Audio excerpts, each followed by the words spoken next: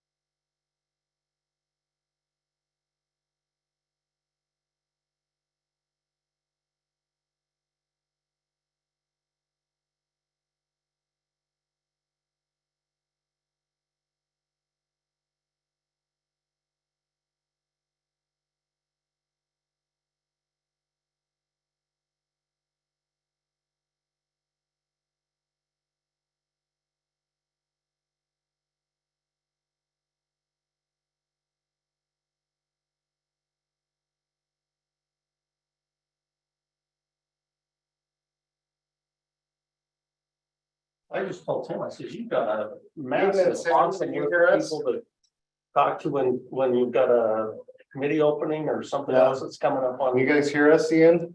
Yeah, there were some good folks there. Okay. I feel good We about can't hear you. the outcome of all. You guys are- Can you hear us now? Oh, yep, there you go. Okay, all three of us are here, so I'm gonna rename this planning staff instead of Ian Harris, but yeah. So are you headed home now? I could give you a ride to get you out of the rain. No, I think. It's almost as long to get a ride as this to walk in this And case. half the distance to your car as it is to my house. Oh, okay. Well, you could probably make it. But these trees are positioned right because you know me, you know how much I hate people thinking, but you see where those guys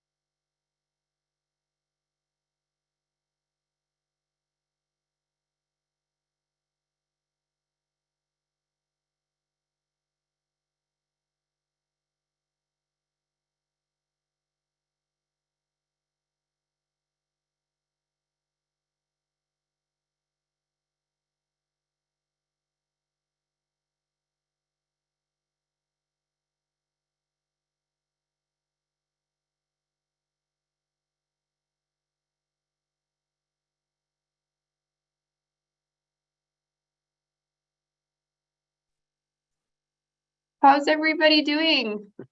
Hey, Sam. Hey, the three of us are at a water use conference right now. So Wow. all three of us are on a single computer. So we're just kind of all here centralized. If you need a Nice. question answered from staff, we're here. So you solved the water problems of the world? Yeah, I also solved climate change and housing. So Thank you. And housing yeah. and world peace. Well done. I'm gonna probably turn off our camera just so we don't have issues with like cell bandwidth because the service is a little bad. But we're here if you guys have any questions, and we'll obviously be walking you through the items tonight. So it was Sam, Mike, and Ian. Yes. Yeah, we're all here. Okay. Jesse, we're really sorry to miss this, your last meting. Hey, I even Time is showed up. unfortunate. I even was early to my last meeting. I figured I'd turn over a new leaf. Last one. No, no worries. All right, so we ready to go? Ready when you are, Alex? Yeah? Okay, we're good. And we'll call to order the work session of the Cottonwood Heights Planning Commission meeting on June 7th. We're going to review the business session agenda. And I think we need to add voting on a new chair to the. Oh, Yeah, so we looked at that. We actually recommend that we cover that under additional discussion items, but staff would recommend you do that first, and then we'll proceed to the review of the business agenda. Okay. Then we'll start with that. And I guess I would nominate, well, I don't know what the protocol is, but I think the next person in line in terms of how long been here is Commissioner Mills. So I don't know if you're interested in. I am. I do it. That position. Yeah. If I can make a motion, I would like to put forward Commissioner Mills and Commissioner Anderson as chair and vice chair. Second, who is that? Sorry. That was Commissioner Ebler online. Thank you. Commissioner Shelton was Thank you. second. Sorry, guys. All right, we have a motion and a second. Any discussion? Are we permitted to vote even on a business item in this meeting? Good question. Not in the work session. Yeah, let's just, I think we can decide on it, and we'll just as a formality, we'll put it on the business meeting agenda for the next meeting. If that works, okay, just so we cover everything. Yeah. Okay. I thought of that after I moved forward. I think we can move forward with the consensus that Commissioner Mills will be chair and Commissioner Anderson will be vice chair, and then we'll just put it as an action item, right away on the next business meeting agenda. Yeah, I mean, just as that would be the July meeting, Mike. Yeah. Yeah, I mean, so we're fine because Commissioner Mills will still be a sitting seat, and he retains that and would retain that until the commission acts one way or the other. So okay, we'll do that then. Yeah, we're fine because we have at least a sitting vice chair. Great. And I do, just as staff, want to express some appreciation for Commissioner Allen and his service. Yeah, I think it's been maybe 6+ years that he served on the commission. As a commissioner, as a chair, he's been really, really good to work with. So I just want to express that appreciation on behalf of all of staff. Thanks, Mike. I feel the same way about you guys. I think you guys do an excellent job, and I've been glad to serve on the commission for these 6 years, and also willing to take a break for a while. So, but if the opportunity came up, I would not be opposed to doing this again. Good. All right, let's then move to any other discussion items. Yeah, just very quickly, this is very minor, but in the minutes in the packet, you'll notice there were some yellow highlighted areas that had not been filled in. I think it was just names of commissioners making motions or seconding motions. We have clarified those and added those. So just note that in any motion to approve the minutes, those corrections have been made already. Okay, I think in the printed packet, those have been completed. They're updated. Okay, great. . .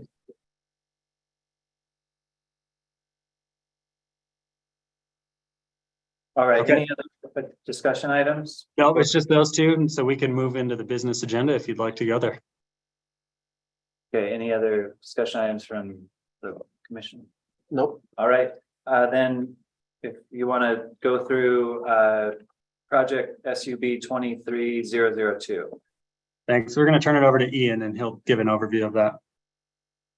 Thanks, you guys. I'm going to try to share my screen. Pull up the PowerPoint. Let's see. Can you see that all right? Yes. Yeah, Okay, great. So I'll go a little bit more in depth in this meeting, and then when we shift over to the business session, just kind of do a more high-level presentation. I believe the applicant should be joining us. I'm not sure when, but he said he would join virtually today. But I'll just get right into it. So this application is to amend the Sunburst Circle subdivision plat. The applicant is Spencer Llewellyn. The property owner is John Stout. So the applicant is representing the property owner with this application. This kind of initially started because the property owner wanted to build an accessory building, and there wasn't really a feasible way to do it with the current configuration of the lots. But the property owner owns both of these lots that we're talking about today. So we had a pre-application meeting, and a way to do what the applicant would like to do is to essentially move the lot line to create space in the backyard for an accessory building. So that's how this application came to be.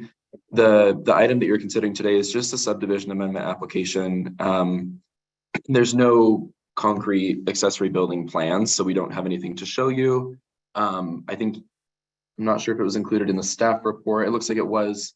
I did kind of do an illustration of where the proposed location of an accessory building would be generally allowed. It was just for illustrative purposes. There's no building plans yet, but when that application gets submitted after this whole thing is approved, that will be reviewed at the staff level. So today we're just reviewing the subdivision amendment application. The subject properties are 7041 South, 2700 East, and 7059 South, 2700 East. It's just these blue squares here across from the middle school on 2700 East. Our recommendation is to approve with conditions, and I'll just go through the staff report now. So on the staff report that was included in your packet, the address labeling that we created here for 7041 and 7059, they were on the wrong property. So 7041 was actually up here and 7059 was down here. So on this presentation, I've just shifted them south to their correct properties. So 7041 is the property that contains a single family home that was built in the 70s at the same time that the Sunburst Circle subdivision was platted. And 7041 is part of the Sunburst Circle subdivision. 7059 is not a platted lot, but it's owned by the same property owner. So 7059 is essentially empty. It doesn't contain a primary dwelling on it, just 7041. It is a platted lot though, isn't it? 7059, I don't believe so. what do you mean by it's not a platted That lot? doesn't make sense to me. It's not a Sunburst subdivision. So no, so the southern lot is not. So the northern lot with the house on it is part of the Sunburst subdivision. Right. That southern parcel is not. It doesn't have a house on it, and it's so the parcel with the house on it is the boundary of the Sunburst subdivision. And then 759 is owned by the same property owner, but it's not in that Sunburst subdivision, which is why this is in front of the commission tonight at all. Usually these lot line adjustments are very routine and uncontested, and they're processed administratively, but because this one adjusts the outside boundary of a subdivision plat, it has to have planning commission approval. I see. Okay, Yeah, thanks for that explanation, Mike. So it's also in your packet. There should be an attachment with the Sunburst Circle subdivision in it, so you can see what the current layout of that is. But yeah, essentially the subdivision boundary ends at the lot line between 7041 and 7059. Keeps going, but that's kind of where the boundary is. So 7059 is not in a subdivision, and that's why we're here today for the amendment. So this is the current configuration of these two properties. Again, the property to the north is located in the subdivision. Parcel to the south is not in a subdivision.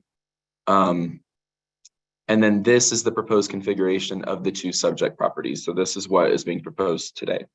So you'll note that the boundary line between the two properties would be shifted south, the boundary line between lot 1 and the proposed lot 2. And that's in order to allocate additional area to lot 1 while still ensuring that lot 2 meets the R18 zoning standards. And then this is just like, this is what I was calling out earlier. This box denotes the proposed location of the accessory building that the property owner would like to build after the amendment is fully approved. Again, setbacks, height, lot coverage, this will all be verified during the building permit process. This is just meant to be illustrative, but this kind of illustrates where the applicant would be able to build their accessory building that they're seeking.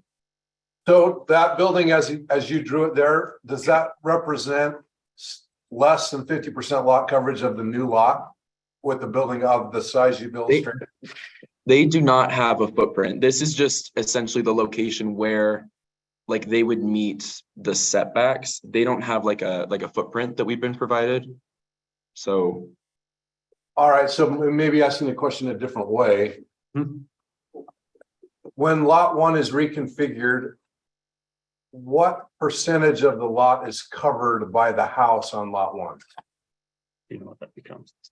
I don't know if I have the exact percent. That's something that I can verify later. My concern is just that he might be going to a great deal of effort here and then not be able to build any building anyway because his lot coverage is already so high. Yeah, so what we would say is because we don't have a permit yet for that accessory building, we just know that's why he wants to do this. And we have communicated this. The accessory building plus the primary structure, that will need to comply with everything. So, you know, the burden really is on them to demonstrate that and provide an accessory building that meets that. But yeah, 50% total would be the maximum. There's a 25% rear yard restriction for accessory buildings, and all of that will apply. As I'm looking at this, I'm questioning which is front and which is rear. I think Yes. the street view, it's a little bit ambiguous. Yes. 2700 east, the front of the lot. Correct. Yes. So anything behind like the rear of the primary dwelling would be considered the rear yard. So you can see it's very tight, like what the applicant has now. They don't have enough space to construct an accessory building of much size at all, given setbacks and the distance that it has to be from the primary dwelling. And I don't think they get any more out of this change. I don't think they get an ability to do it. Ian, what are the, I mean, remind us, what are the setbacks with that hypothetical building? And again, I completely understand Mike's point that I just want to play this out for the applicant just because if he goes to all this trouble and then he can't put to Commissioner Shelton's point. I mean, what would be what's our restriction on that building on that the north, east, and south? Yeah, so for accessory buildings, the setback would just be 3 feet because it's an interior lot. That increases if the height goes up. We were provided after the packet was sent out and finalized and the staff report was finalized. I was sent an illustration from the applicant of their proposed, like what they would like to do as far as the footprint goes. It seems to fit within this box. Okay.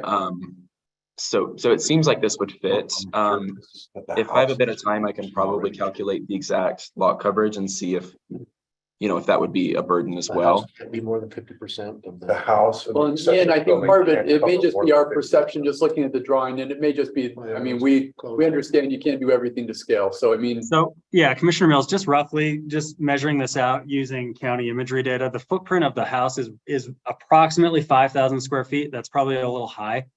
The proposed lot size is 14,720. So they are well under 50%. It does seem reasonable that they could fit a small accessory building and still meet that 50% standard. Yeah. So about a maximum of about 2,000 feet, roughly. Sure. Yeah, absolutely. Yeah, because you're looking at about 7,000 square feet total, and that will be a limiting factor for them. Yeah. And that wedge, like how far south are we pushing the boundary from where it's at right now? Well, it's right. Yeah, you can see that the deck crosses, or the little staircase there crosses the boundary right now. got it. So how much are we adding to it when we move it? How far is the line moving, the property? let's line check. moving? We're gonna zoom in and catch that dimension. I mean, obviously, we're not gonna promise him anything, but we know, like Commissioner Shelton pointed out, that we're getting about 2,000 square feet. And he's gonna lose 6 feet north and south. We can, I Yeah. mean, It's 40 feet. 40 feet, okay, minus the 6, so that leaves him 34 feet. You could build something 34 feet wide. And then what is that on the other dimension? 34 into 2,000. Oh, to get to 2,000 square feet, is that what you're asking? I mean, I'm just, again, if it's gonna be like a little tough shed, he's gonna feel like this is much ado about nothing. It's like 34 by 60 roughly. Oh, yeah, that, I don't know. Okay, thank you for the mental gymnastics of that. Yeah, we got it. Just so I can make sure I'm following, you just took the length of the extension minus the 6 feet, and that's the width between the setback. Okay. Is Well, there you- another requirement? You have a little different setback issue though here because Is that the back of the corner lot, house- yeah, you can't go past the corner of the house either to the To the west. west. That's a good point too. So you're probably only. And that corner of the lot, Isn't that what we just went through? with the- Well, it was a setback from the property line. I didn't even think about the setback from the house. That's another. and the other thing is you did it from, well, maybe that line is the existing property line where it jogs there, It Anyway, does. Yeah. you know. But there's some space. I Yeah. just wanted to be sure. yeah, I just So we don't want wanna it say to no, appear that we're no not being space. disingenuous in pursuing this with them if they are gonna not end up with what they're hoping for. But also given the recent ruling that the commission had with sheds and side yards and following those, we want to ensure that that's applied here. equitably as well.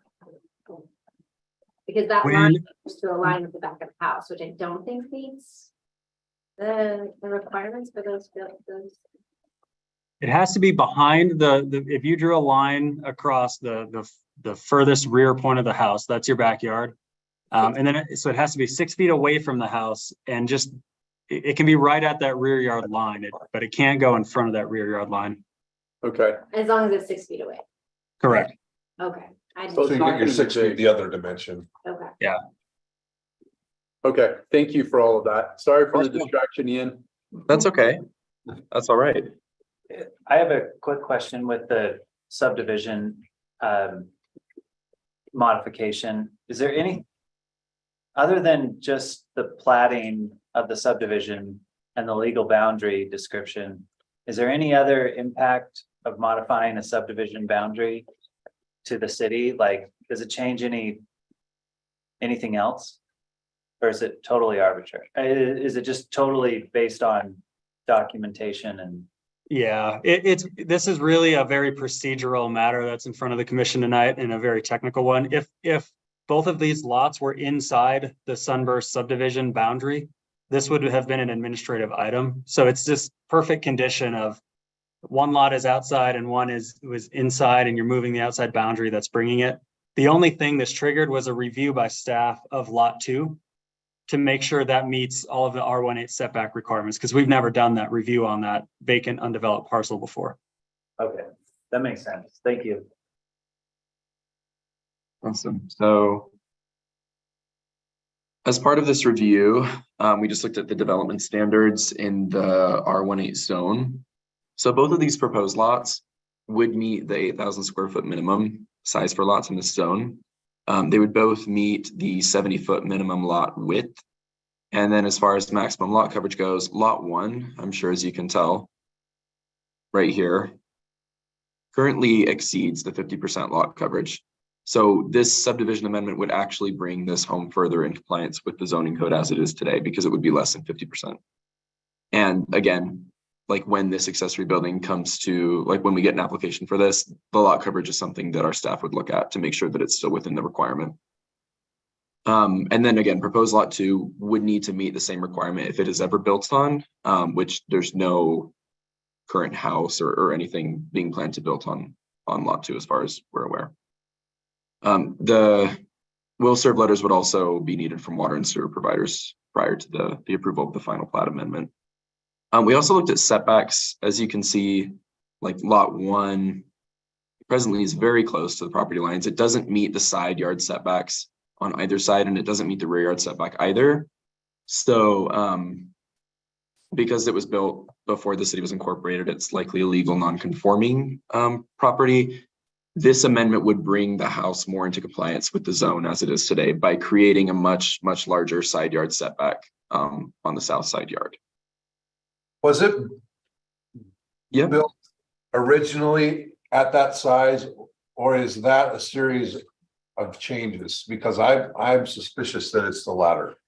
There has been work done to this. I am familiar. I don't know the extent and the detail, but there have been permits issued for this property in the past. I think a lot of it is, vertical expansion and interior remodels and things like that. But it does appear that this is not in its original constructed condition.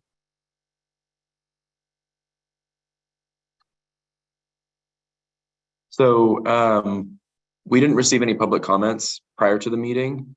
And then I'll just move on to our recommendation. And then if you guys would like to discuss, we find the application is code compliant as is outlined in staff report. We recommend approval with the following 2 conditions. The project must comply with all review comments provided by staff during the technical review of the final plat, which would follow the approval of this preliminary plat. And then of course, the final plat should be recorded with Salt Lake County. That would be required before any building permit could be reviewed by staff. Do you have any questions for me? Ian, did we get any feedback from the backdoor neighbors? I think there's like 3 adjacent properties to those 2 lots. We did not. No. I know they've got we've got a great poster that's out there, but the water has hit it, and so it's kind of curled back on itself. So Oh, no. we posted notice in front, but They did receive notices like via mailers, and it also went out through our usual channels. Okay. We didn't hear back from anybody. So okay. Yeah. No worries.